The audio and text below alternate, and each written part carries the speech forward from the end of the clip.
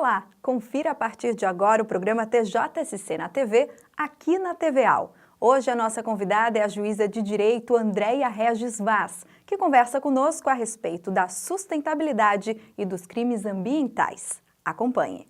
Doutora, como é que anda o Brasil diante dessas questões de crimes ambientais e de sustentabilidade pelo mundo? Olha, crimes ambientais a gente sabe que acontecem a todo instante. As pessoas não têm nem noção de quais são os crimes ambientais. Do modo geral, eu noto que ainda falta muito a conscientização do que é a questão ambiental, porque muita gente, o leigo do modo geral, acha que é só a questão que envolve fauna e flora, enquanto que a questão ambiental ela é muito mais complexa do que isso. Legislação para nós não falta, não resta dúvida, nós temos uma lei dos crimes ambientais, que de responsabilização criminal, mas as penas são pequenas, a nossa legislação penal ela prevê penas bastante brandas para os crimes ambientais e que se resolve, a grande maioria dos crimes se resolve em transação penal, em a suspensão condicional do processo. E isso acaba gerando, meu modo de ver, um pouquinho da sensação de impunidade. Mas não é falta de legislação, nunca seria esse o problema. Há até uma discussão, né, entre a sustentabilidade e essa questão do tripé, né, que a gente nota que é ambiental, social e econômico, isso tem que ser equilibrado, né? Como é que a legislação trata deste tema? Eu acho que antes é importante a gente saber melhor o que vem a ser a sustentabilidade. Eu mesma, antes de começar a estudar no doutorado, fazia muito essa confusão. Sustentabilidade não é só a questão ambiental. Claro que a parte ambiental faz parte da sustentabilidade como um todo. O conceito mais raso de sustentabilidade é toda e qualquer forma de permitir, de fazer com que a vida no planeta ela dure mais, que ela consiga se prolongar no tempo.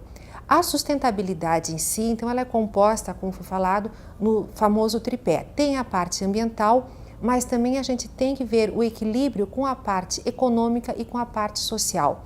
Então, não é só dizer vamos só defender o meio ambiente, porque se for só o meio ambiente, não pode se construir mais nada, não tem como permitir, por exemplo, a construção de um shopping, de um prédio. Então, é esse equilíbrio entre a parte social, ambiental e econômica que se chama sustentabilidade. Bom, se a senhora diz que já há legislação, não falta legislação, e a senhora coloca essas questões aí que são dicotômicas, né?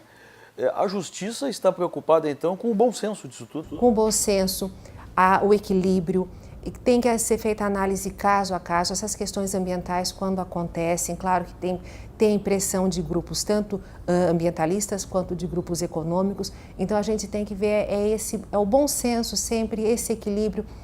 Por exemplo, vai demolir uma casa, essa casa é patrimônio histórico, em que contexto ela pode ser demolida, o que vai ser colocado no lugar dela? Vai derrubar uma árvore, porque pode se derrubar, vale a pena derrubar, autorizo a derrubada ou não. Então, não é só uma questão do judiciário, isso aí o executivo também tem uma participação bem importante, não resta dúvida, mas a sustentabilidade é nesse sentido, é esse equilíbrio, é isso que a gente tem que tentar. E aí, de novo, há uma questão de tratar-se de um tema específico, muitas vezes, né? Cada caso é um caso, né? Cada caso é um caso. Porque a nossa Constituição, ela garante, olhando lá, a gente tem a garantia do meio ambiente sadio e equilibrado, tem a garantia da propriedade, tem a garantia da livre iniciativa. Então, tudo está garantido na Constituição. Em última análise, eu posso dizer, não, está garantida a livre iniciativa, eu posso fazer economicamente o que quiser, claro. Mas, ao mesmo tempo, essa livre iniciativa está garantida ao lado do meio ambiente equilibrado. Então, casos até de tragédias ambientais, muitas vezes que vieram da iniciativa privada, acabaram deturpando com o meio ambiente equilibrado. O executivo está bem estudado para isso? O executivo está pronto para cumprir o que diz a lei? Que sempre tem mais o que fazer. Claro que pelo que a gente vê tem pessoas que estão bem atualizadas, mas a legislação ambiental ela é bem complexa, está sempre mudando, tem sempre mais o que estudar, o que aprender e que se aparelhar. Doutor, eu sei que a senhora tem estudado muito essa questão diante da ONU, né? Falei no início como é que o Brasil está diante disso. O que a ONU acha do Brasil nesta questão? Aliás, o que a ONU acha do mundo nesta questão de crimes ambientais e sustentabilidade? A ONU ela lançou a Agenda 2030, que é uma agenda complexa, cheia de metas, em todas as searas da sustentabilidade. Não prevê só a questão ambiental ou só a questão da iniciativa privada. Então a ONU tem essa preocupação em que a humanidade ela consiga progredir, ela consiga cumprir as metas. Ela pede, assim, no sentido de urge os povos para tentarem cumprir essas metas. E o Brasil, eu penso, pelo que eu tenho estudado, algumas metas consegue cumprir, melhor, outras pior. Estamos no caminho, muita coisa tem para fazer ainda. Então, por exemplo, o Brasil é muito grande. E a questão da moradia, prevê as metas da ONU que as pessoas possam ter residências fortes, residências normais e não assim na beira de um morro, residências perigosas.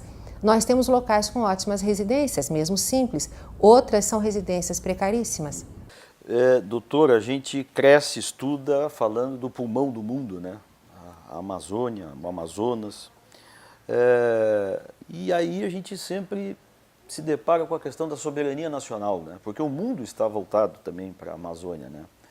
O direito, a ONU, o próprio Brasil está preocupado com esses limites, a soberania, mas os povos, o mundo inteiro também está preocupado com o Amazonas? A soberania, até entra bem no que eu tenho estudado, o conceito de soberania foi mitigado nos últimos tempos, que é aquela história, o que acontece aqui, então a Amazônia é só brasileira? Mas é o pulmão do mundo.